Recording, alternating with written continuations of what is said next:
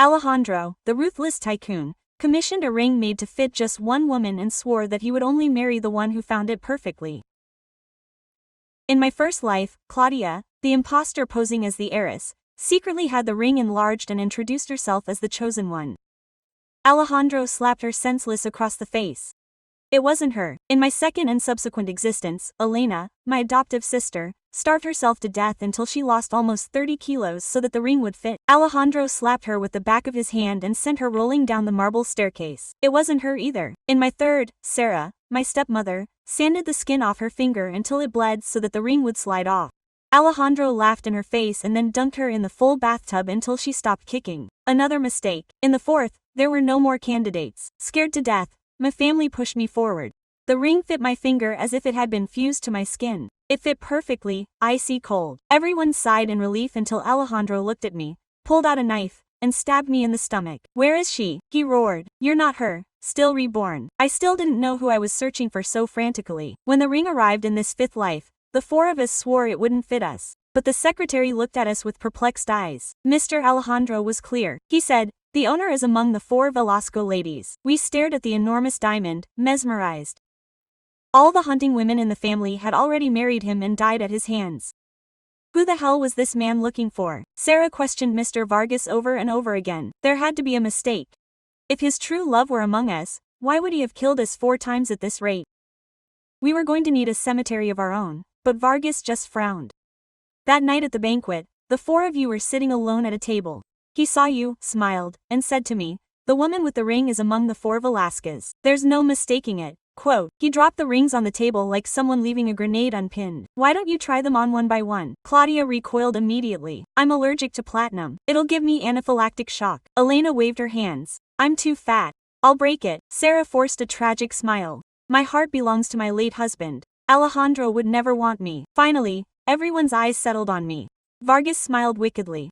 "It wasn't Adriana who met the Lord in secret and fell madly in love with him. This ring has to be yours." Panic boiled in my blood. It was true. In my previous life we had been secret lovers. He had measured my finger himself while I slept and had the jewel made. When I finally managed to marry him, I waited trembling on the bridal bed until he saw my face in the light, and mad with rage he stabbed me over and over again, screaming, "You're not her. You'll never be her." Now lost in those memories. Quote, I shook my head. "I don't want it." Vargas let out a little laugh. "Marrying Mr. Alejandro involves a certain amount of pressure. He left the ring here. He'll come in person tomorrow. You have 24 hours to decide." Quote, he drove off in his armored limousine and we were left staring at the diamond as if it were a guillotine with a veil. Suddenly, the 3 women who had made my life miserable for years joined forces. They dragged me into the living room and one after the other tried to force it onto their fingers. Only mine offered that cursed and perfect fit again. Sarah looked at her spades. "Are you absolutely sure he killed you on your wedding night?" I rolled my eyes.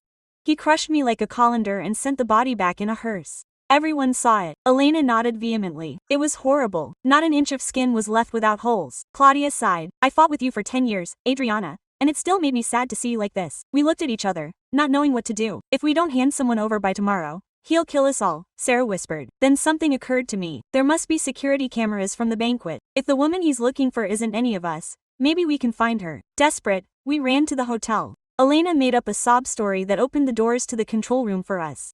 There we were, the 4 of us alone at a secluded table. The Velasco name had stopped opening doors since the ruins after my father's death. In the recording, Alejandro was walking down the red carpet. As he passed our table, he stopped dead in his tracks, turned his head, looked at us with a tender smile I had never seen him say before, and whispered something to the secretary before continuing. My heart was pounding. She really is one of us.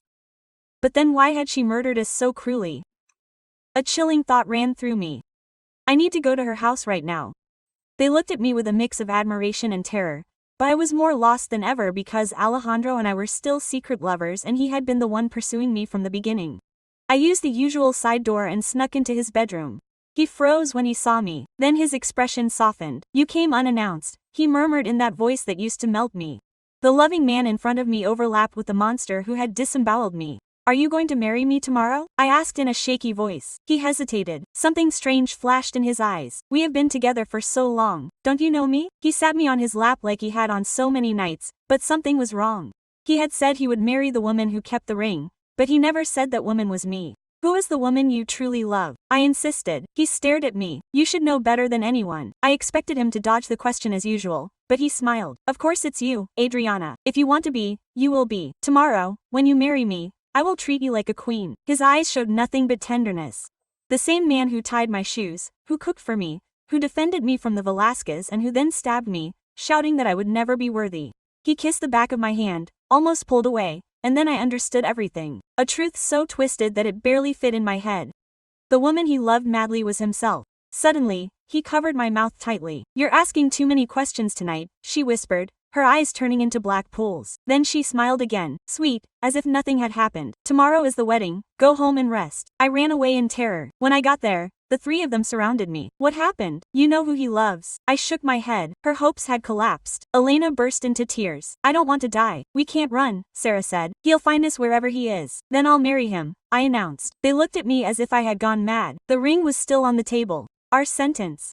Anyone who wore it would die horribly, including me, who had died the worst death of all. Still, I walked over and put it on without hesitation. This is the only way we'll survive. Did you discover anything? Elena asked in a broken voice. I did, I replied quietly. What do we need to do? Claudia asked, trembling. Attend the wedding, pretend everything is normal. Quote, Sarah's eyes widened. He's going to stab you to death and you expect us to act like nothing happened. For the first time, they were on my side. Ironically, after decades of hatred, I took a deep breath and told them the truth. When Alejandro kissed my hand tonight, I understood everything. The woman he loves madly is indeed among the four Velasquez, but she's someone they would never imagine. Claudia grabbed my wrist. Who? I smiled, a grimace that hurt. Tomorrow they'll find out. Their faces contorted with rage, fear, and bewilderment, but there was no time. The sun was beginning to stain the sky with blood. The next morning, Alejandro arrived in person to pick up his bride. He was wearing a tailored black suit and a tie the exact color of midnight. Beneath the dusty chandeliers of the Velasco house, he looked every inch the cruel and perfect billionaire he was. Untouchable, serene, distant, dangerously beautiful. Claudia, Elena, and Sarah stood behind me like a curious miniature honor guard. Alejandro's eyes grazed them for barely a second before settling on me. That gaze would have melted anyone's legs, open, tender, almost agonizing, as if he had finally recovered a treasure he had lost centuries ago. A shiver ran down my skin. Adriana, he whispered softly, extending his hand to me. Are you beautiful? Claudia's fingers dug into my shoulder. Elena held her breath. Sarah's face tensed in a tenth of a second. If we hadn't seen each other bleed to death on the bridal bed in another life, perhaps we would have believed her. I slipped my hand into hers. Her fingers closed around mine with the same old habit and an electric current ran through me. The same warmth, the same clean scent of cologne, the same gentle pressure with which he used to guide me over icy sidewalks so I wouldn't fall. Only now I knew that within that sweetness lurked the man who had stabbed me 20 methodical times and watched me fade away. The wedding was completely different from the last. The first one had been brief, almost furtive, held in silence to avoid the press. This time it was the opposite. The cathedral was overflowing with people. The candelabras glittered with hundreds of candles. Reporters waited outside. The guests murmured excitedly. As Alejandro and I walked down the nave, my veil billowed, my heels clicking against the marble. Beside me, he walked with a firm, deliberate step, like someone finally completing a long-delayed formality. When the priest asked, his voice resounded solemnly. You, Alejandro Salazar, do you accept Adriana Velasco as your lawful wife? Alejandro looked me in the eyes. I do, he said softly, his lips curving into that smile I'd once thought was reserved for storybooks. Then it was my turn. My throat closed up, but the words came out. I do. Applause erupted. He slid the diamond ring onto my finger. It fit perfectly, like a curse returning to its place. Exactly. This is yours, he murmured only to me. It always had. It suits you perfectly, Adriana. The flashbulbs kept going off. At the back of the church I saw Claudia's pale face, Elena's lips bitten until they bled, Sarah's arms crossed so tightly her knuckles had turned white. If we hadn't known what was coming next, it would have been the perfect wedding. The banquet dragged on forever. Toasts with family, business partners, even a few politicians. Everyone congratulated me on my good fortune and him on finally settling down. Every pat on the back accompanied by a, "You finally found the love of your life, Salazar," was answered with the same impeccable smile. He played the role perfectly. Claudia approached carelessly and whispered, "He really looks in love." And if I remember correctly, Elena added quietly, "There was no such grand ceremony in the other life." Perhaps the details had changed. Perhaps this time I smiled without responding. The memory of 20 precise stab wounds was still etched into my bones. I knew exactly what awaited me in the bridal suite. As the last guests left, the house fell eerily silent. I changed into the deep red nightgown chosen for the wedding night photos, heavy silk embroidered with gold, hugging my waist like light armor. On the small table someone had lovingly arranged a plate of red apples and pomegranates next to a gleaming fruit knife. My fingers brushed the handle for a second. Last time I hadn't even seen it before it sank into my chest. This time I took it, shriveled it, and hid it under the edge of the table, within reach of my skirts. Taped to my thigh was a small can of pepper spray purchased that very morning, camouflaged among layers of lace. In the carved trunk at the foot of the bed he had kept a roll of string that he had requested from the servants to hold the decorations. I sat up in bed and breathed slowly. Outside, footsteps came and went, voices faded, doors closed. In the end there were only a couple of steps left in the corridor, his own. The door opened. Alejandro entered and closed it with a soft click. As soon as his eyes settled on me, the tenderness evaporated, he frowned, his lips pursed. A flash of pure hatred crossed his gaze so quickly that anyone would have missed it. But not me, you are not him, he growled. How dare you take his place? An icy cold ran down my spine. I did not move. He came closer. He took the fruit knife with the same naturalness as always and raised it to my chest. For the last time, that was the end of my story. This time my hand shot out from under my skirts. I sprayed the spray directly into his eyes. Alejandro screamed. He recoiled, staggering. Her hands went to her face, and the knife fell. I grabbed the dressing table chair and slammed it with all my strength into her side. She collapsed, coughing, cursing, hot tears streaming down her cheeks. I was shaking so hard my teeth chattered, but I forced myself to move. I pulled the rope from the trunk, turned it upside down, and tied her wrists to the carved bedpost, then her ankles to the footboard. The knots were clumsy, but my rage gave me precision. When she stopped struggling, sweat was soaking the armpits of my nightgown. He blinked furiously, his eyes bloodshot, glaring at me as if I were the traitor. Adriana gasped hoarsely. Have you gone mad? I stared at him. He was identical. High cheekbones, cold brows, the beautiful face that had once bent down to kiss my forehead when I cried over a scraped knee as a child. If only he hadn't dead once in this bed, I might have collapsed under his wounded pain. Instead, I sat on the edge of the mattress, out of reach, and said calmly, that was your second mistake tonight. His brows drew together. What are you talking about? You keep treating me like I'm some gold digger who crawled into your bed for money and power. I lowered my voice. But money and power, the real Alejandro already gave them to me. Silently, long before this wedding, his pupils contracted. I saw it, the split-second tick that he couldn't hide. Only 2 people knew about the last-minute stock transfer, the secret trust, the accounts in my name, me and the real Alejandro Salazar. The man tied to the bed had just given himself away. He tried to smile, but it came out crooked. You've been listening to those 3 vipers in your family. They're poisoning you against me. I confronted my own board to make this wedding happen. Adriana, for you. I've heard that phrase before, I whispered. I looked down at the knife on the floor, picked it up, and drew a slow line through the air, exactly imitating the movement I remembered from the 20 stabs. This time it was you who flinched. If you truly love me, I continued, why did you call me Noel the moment you walked in? I was joking, he snapped. Who else would be your true love if not me? I plunged the knife into his thigh. The scream was animalistic, heartbreaking. I don't mind cutting through the lies piece by piece, I said, trembling but in an icy voice. Because I already know the truth. I twisted the blade just enough to make him gasp. You're not Alejandro. It was a moment before he could breathe again. Are you crazy? He gasped. Look at me. I'm Alejandro. Who else do I look like? I nodded. On the outside, yes, but the real Alejandro would never kiss my right hand. He knows the scar on my wrist hurts. I raised my hand. Under the makeup you could see the old mark of an old burn. And the real Alejandro never offered me money and power as if they were bargaining chips, because he had already given them to me in documents that you don't even know exist. Untouchable, serene, distant, dangerously beautiful. Claudia, Elena, and Sarah stood behind me like a peculiar little honor guard. Alejandro's eyes swept them over for a moment before he stopped on me. That look would have been enough to make anyone's knees go weak, openly affectionate, almost painful, as if he were finally gazing upon a long-lost treasure.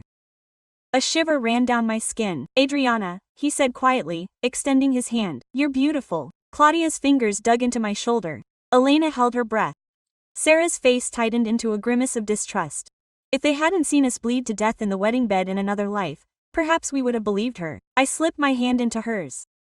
Her fingers closed around mine with practiced familiarity and an electric current shot through me. The same warmth, the same scent of fresh cologne, the same gentle pressure with which he used to guide me across icy sidewalks to keep me from slipping. Only now I knew that hidden behind that tenderness lurked a man who had stabbed me with precision 20 times and watched me die. The wedding was nothing like the last. The first had been quick, almost furtive, held in silence to keep the press at bay. This time it was quite the opposite. The cathedral was packed. The chandeliers glittered with hundreds of candles. Reporters waited outside the doors. Guests murmured excitedly as Alejandro and I made our way down the aisle. My veil billowed, my heels clicking on the marble. Beside me, he walked with firm, deliberate steps, as if we were merely completing a long-postponed formality. When the priest asked the question, his voice was deep and resonant. "Do you, Alejandro Salazar, take Adriana Velasco to be your lawfully wedded wife?" Alejandro looked me in the eyes. "I accept," he said softly, his lips curved into that smile I had once thought was reserved only for fairy tales. Then it was my turn. My throat closed up, but I forced the words out. "I accept." Applause erupted in the cathedral. He slid the diamond ring onto my finger. It fit as perfectly as ever, like a curse snapping back into place. "This is yours," he murmured, loud enough for me to hear. "It always had. It suits you perfectly, Adriana." Flashbulbs clicked as cameras tried to capture the moment. At the back of the church, I saw Claudia's pale, anxious face. Elena bit her lip. Sarah's arms were crossed so tightly that her knuckles were white. If we hadn't known what was coming next, it would have been a perfect wedding. The banquet that followed dragged on. We toasted family, business associates, and even a few politicians. Everyone congratulated me on my good fortune or praised Alejandro for finally settling down every time someone patted him on the shoulder and said, "You've finally found the love of your life, Mr. Salazar." Quote, her smile never wavered for a second. She played the part perfectly. Claudia leaned in when she could and whispered amidst the polite murmur, "It seems we misremembered. He looks genuinely in love with you."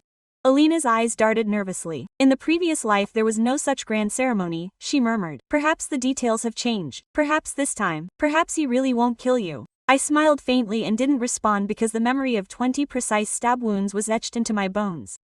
I knew exactly what awaited me in the bridal suite when the guests had left. The house felt eerily silent. I changed into the deep red nightgown I had chosen for our wedding night. Silk that hugged my waist and was embroidered with gold threads so heavy it looked like armor. On the nightstand, someone had carefully arranged a plate of red apples and pomegranates, symbols of fertility and early offspring, next to a gleaming fruit knife. My fingers brushed the handle for a moment. Last time I hadn't even seen it before it sank into my chest. This time I picked it up, felt it, then slid it under the edge of the table, within reach of my hand beneath my skirts.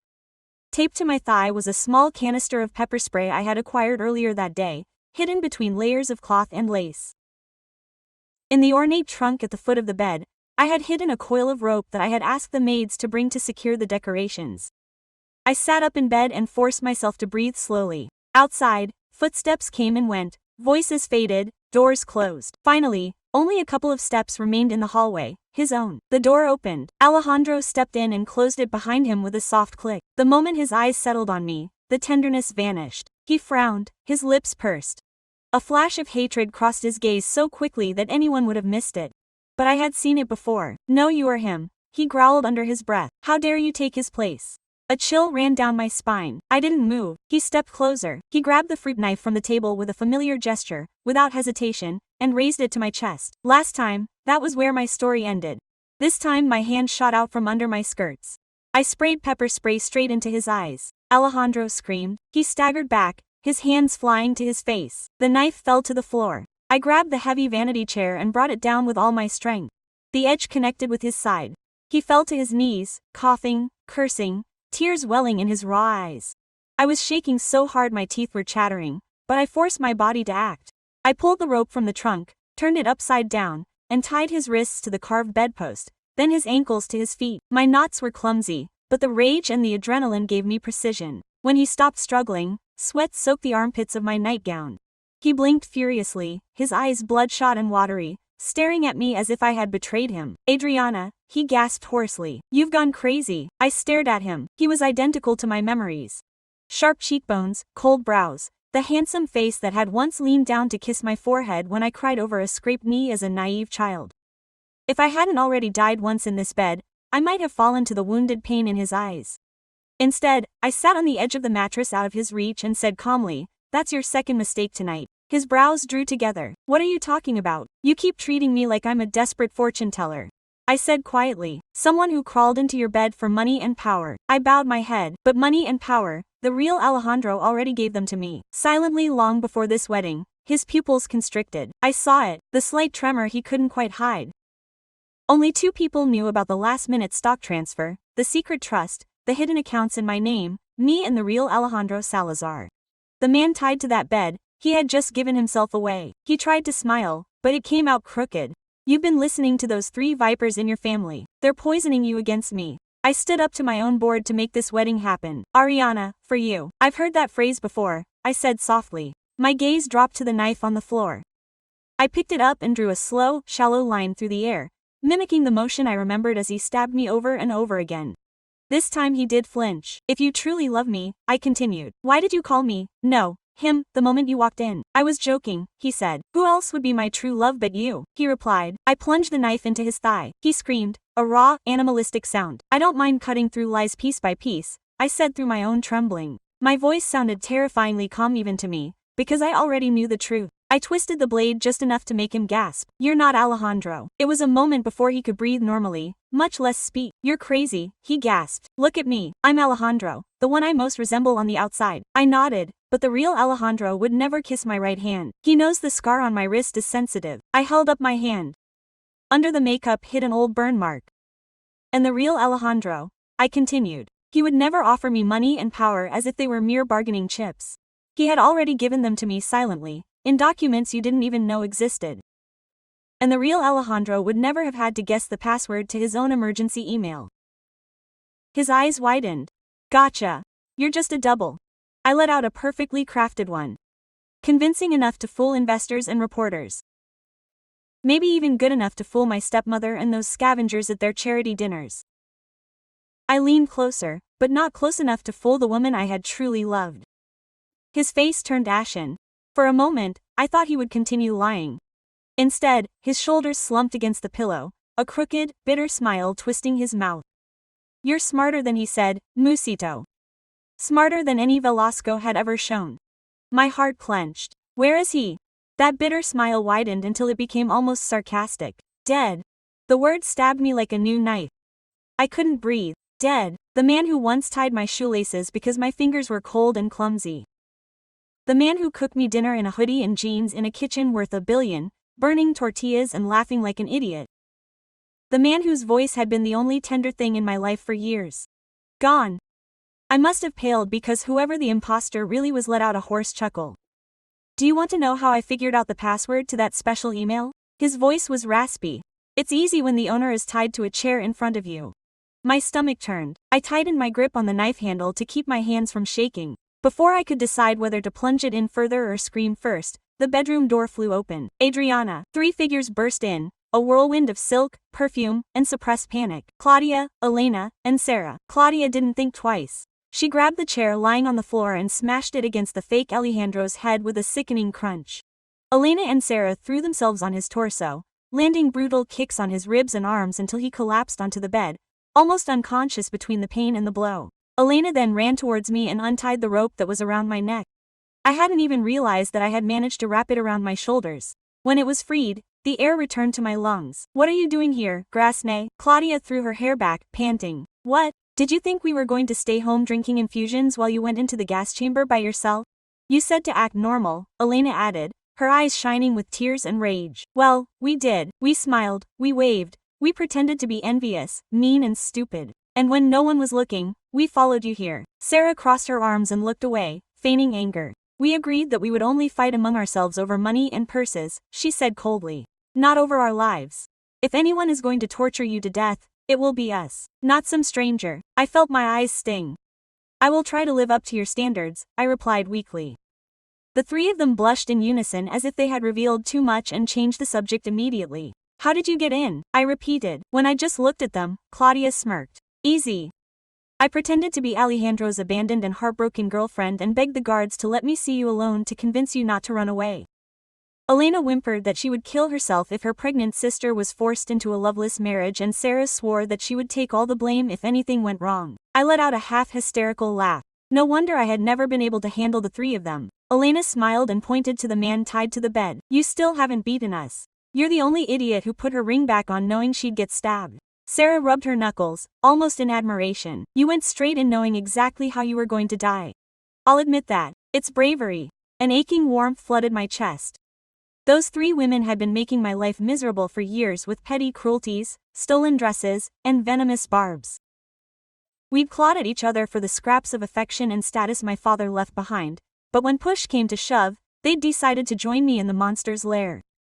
Well, Claudia said, turning to the imposter, we're all set. Will you tell us the rest, Adriana? And I did. I told them about the kiss on the wrong hand, about how their sentences didn't match what only the real Alejandro could know.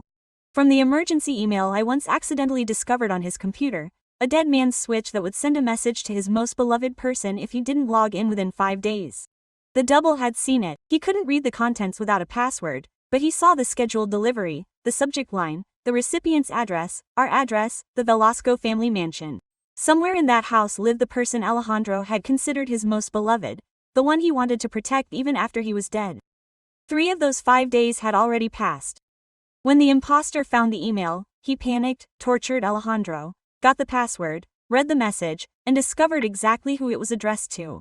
Instead of letting that person betray him, he killed Alejandro and made the body disappear. And since he didn't know which Velasco woman he was referring to, he opted for the simplest and cruelest option. He sent the ring made to fit her finger exactly. Whoever it fit perfectly would be the recipient. Whoever agreed to marry him would die. The first 3 times he thought he had miscalculated. The adjustment wasn't precise enough. The reaction wasn't intense enough, so he killed them all and then me. Claudia was as white as a sheet. Elena's hands were shaking. Sarah's lips pressed into a thin line. The imposter let out a weak laugh. Blood soaked his pant leg. He was only supposed to eliminate one woman. Grasna, I should never have messed with so many of you. And Alejandro, Elena demanded. What exactly did that email say? The fake's face contorted. Do you really want to know? He told them that they were his salvation, that they were the only light in his darkness. He gave me a look full of venom. He sent that same sentence to each of them separately. Different jokes, different gifts, the same promise. Sarah, Claudia, and Elena looked at each other. Elena took her phone out of her bag and searched for something. Then, without saying anything, she handed me a voice message labeled with Alejandro's initials. The voice on the audio was his, soft, forgiving, promising. Elena, she was the only one who truly understood him, the one he couldn't live without. Claudia showed me a photo of a limited edition bracelet. A note written in her handwriting ran around the edge to the only woman he truly trusted. After a long second, Sarah pulled a small box out of her pocket, a small velvet box, and opened it slowly. Inside, a diamond necklace gleamed, the likes of which I had never seen before. Beneath it, a small card read, "To the woman who makes me want to be someone better." The knot in my chest loosened a little. It wasn't just you, I whispered, speaking more to myself than to them. She told us all the exact same thing, that we were her favorite, her only one. The fake Alejandro smirked. Congratulations. It turns out you weren't that special, just another one on the list. The air became thick, almost solid. Then Claudia lifted her chin. Perfect, she said firmly. Well, we're not going to shed a single tear for either of us. The real Alejandro is dead. This cheap fix tried to finish us off. So let's take what he left and make sure none of us have to kneel before a man ever again. Elena's eyes narrowed. For once, I agree with you 100%. Sarah glared at the imposter. Disgust coursed through her like an electric current. We'll clean up the mess.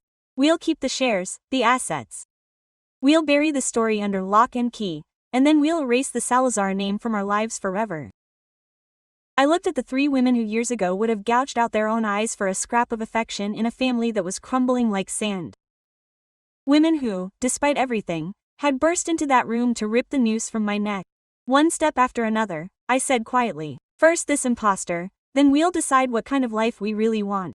The 4 of us turned in unison toward the man lying on the bed.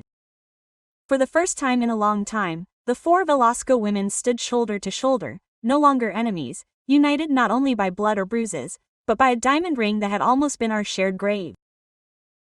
I took the cursed ring off my finger and left it on the table.